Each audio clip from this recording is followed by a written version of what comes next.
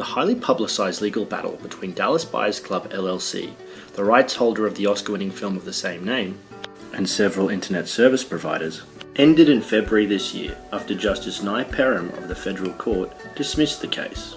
DBC had sought the contact details of 4,726 Australians who were said to have pirated the film through programs such as BitTorrent, after its parent company, Voltage Pictures, linked their IP addresses to illegal downloads.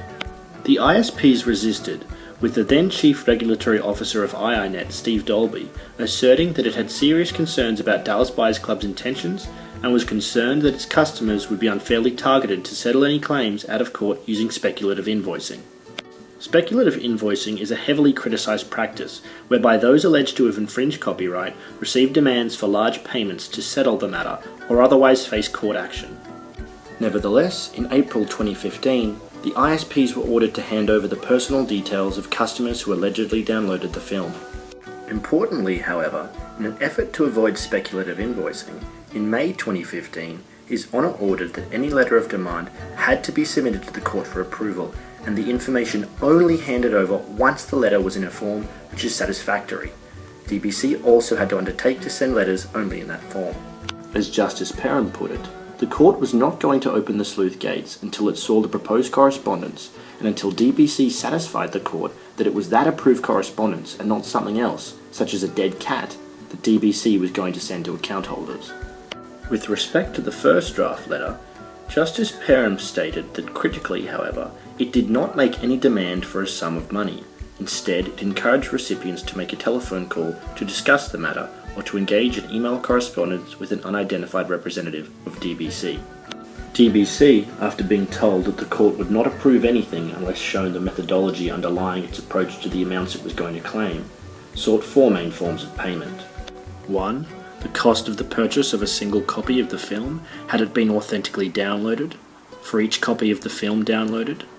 2. A license fee for each person found to have also uploaded the film, with a specific fee based on the number of people who accessed the uploaded copy. 3. Punitive damages depending on how many copies of other unrelated copyrighted works had been downloaded. And 4. Court costs for the expenses involved in retrieving the downloader's details. Justice Perham considered only 1 and 4 to be permissible demands. Interestingly, regarding 1, His Honour observed that maybe ultimately the rental price will turn out to be what most infringers would have paid if they had not downloaded the film using BitTorrent.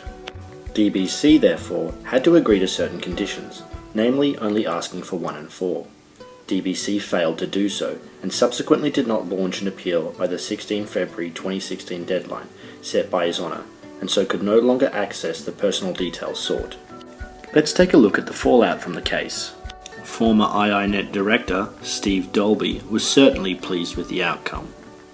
According to iiNet, it spent good money to make sure DBC wasn't allowed to use the information for what we considered purposes not in our customers' interest. In the United States, it is not uncommon for rights holders to pursue speculative invoicing, sometimes to the tune of around $7,000 US. So, is the outcome a win for torrenters?